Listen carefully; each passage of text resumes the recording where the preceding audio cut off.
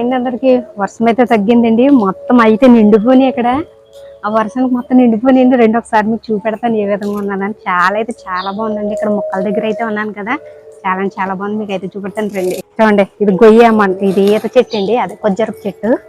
చూడండి నీళ్ళు ఏ విధంగా ములిపోయి మొత్తం ఫుల్ అయిపోయిందండి. పచ్చగడ్డి పెంచుతారు అన్నమాట ఇందులోని. చూడండి అలాగే వచ్చేసి ఇదిగోండి, ఇది కూడా నిండిపోయి చూసారా.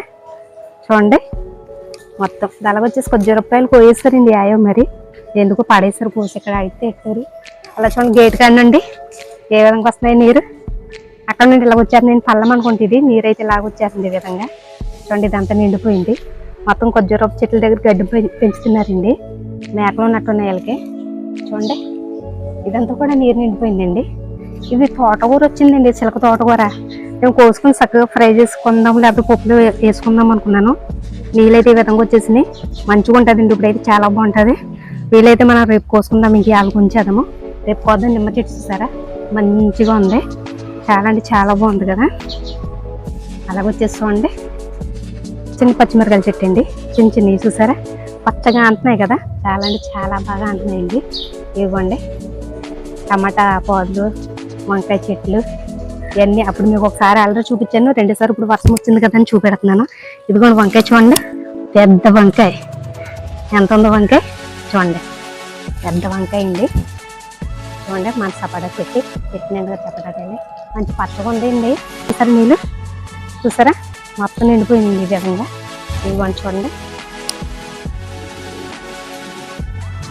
ఇదిగోండి మొత్తం మొక్కలన్నీ మటుకు మంచి అందంగా రెడీ అయినాయండి వర్షానికి.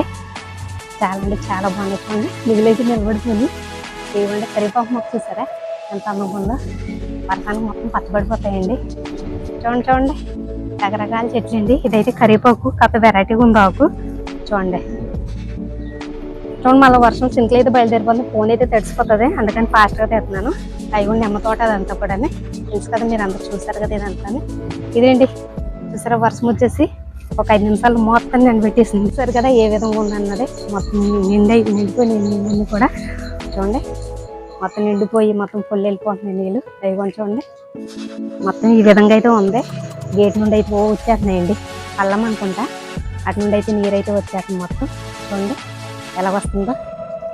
సరే అండి, అయితేనే నెక్స్ట్ వీడియోలో మళ్ళీ కలుద్దాము. అంతవరకు బాయ్ అండి.